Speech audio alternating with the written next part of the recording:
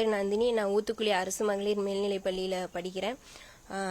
NEET தேர்வுல வந்து இப்போ வெற்றி பெற்றிருக்கேன் 7.5% இடஒதுக்கீட்டில். மதுரை சிஎஸ்ஐ காலேஜில் எனக்கு சீட் கிடைச்சிருக்கு. நாங்கள் ரொம்ப ஏழ்மையான குடும்பம் தான். எங்கள் அப்பா வந்து பைக் மெக்கானிக். வீட்டில் இருந்தே ஒரு எய்மோட டாக்டர் ஆகியே ஆகணும் அப்படின்ட்டு ஒரு எய்மோட வீட்லேயே செல்ஃபாக படித்தேன்.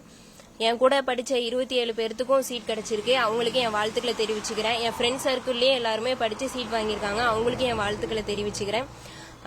ஃபர்ஸ்ட் டைம் நீட் எழுதி 314 மார்க்கு தான், எனக்கு சீட் கிடைக்கல. அதனால கொஞ்சம் கஷ்டமா இருந்துச்சு. அதுக்கப்புறம் என் அப்பா சப்போர்ட் பண்ணி, எங்கள் ஃபேமிலி, எங்கள் அண்ணன், என் மாமா எல்லாருமே என்னை நீ படிக்கணும், இன்னொரு வருஷம் படி, உன்னால முடியும் அப்படின்னு சொல்லி வீட்டில் இருந்தே செல்ஃபாக டாக்டர் ஆகியே ஆகணும் அப்படின்ட்டு படித்து இப்போ 495 மார்க் எடுத்திருக்கேன். மதுரை சிஎஸ்ஐ காலேஜில் எனக்கு சீட் கிடைச்சிருக்கு. என் டீச்சர்ஸ் எனக்கு ஃபுல் சப்போர்ட்டாக இருந்தாங்க, ஹெல்ப் பண்ணாங்க. கேட்ட டவுட்ஸ் எல்லாமே உடனே கிளியர் பண்ணாங்க. அதனால தான் எனக்கு சீட் வாங்க முடிஞ்சுது. இப்போ 7.5% இடஒதுக்கீடு கொடுத்த தமிழக அரசுக்கும் நான் நன்றி தெரிவிச்சுக்கிறேன். இது மூலியமா தான் நிறைய பேர் வந்து டாக்டர் கனவு நிறைவேறுது. இது வந்து இருக்கணும் நீட் எக்ஸாமு. 7.5 இடஒதுக்கீடு வந்து நிறைய மாணவர்களுக்கு இப்போ டாக்டர் வந்து கனவாய் இப்போ நிஜமா இருக்கு. எல்லாரும் நல்லபடியா படிச்சு டாக்டர் ஆகணும்னு என் வாழ்த்துக்களை தெரிவிச்சுக்கிறேன். நன்றி. என் பேர் துரைப்பாண்டிங்க.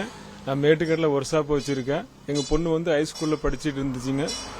வந்து 12வது முடிச்சுட்டு நீட்டுக்கு படிச்சிங்க. இப்போ ஃபர்ஸ்ட் பரீட்சை எழுதி 314 மார்க்கு. 2வது மாதிரி படிக்க சொன்னேன். படிச்சா அப்படிங்க வீட்டிலேருந்தே படிச்சு நானும் சப்போர்ட் பண்ணினேன். படிச்ச பிறகு இப்போ 495 மார்க் கிடைச்சிருக்குதுங்க. மதுரை சிஎஸ்சி காலேஜில் சீட்டு கிடைச்சிருக்குது. இது இந்த 7% இடஒதுக்கீட்டை ஒதுக்கினால அரசாங்க பிள்ளைகள் ஸ்கூல்ல படிக்க பிள்ளைகள்னால இது ஒரு எல்லா பிள்ளைகளுக்கும் ஒரு டாக்டர் கனவு வந்து ஒரு நிஜமாயிட்டு இருக்குதுங்க. கஷ்டப்பட்ட குடும்பங்களுக்கும் இந்த மாதிரி படிச்சு முன்னுக்கு வந்ததுக்கு ஒரு வாய்ப்பு இருக்குதுங்க. தமிழ்நாடு அரசும் இதுக்கு நல்ல சப்போர்ட் பண்ணுதுங்க.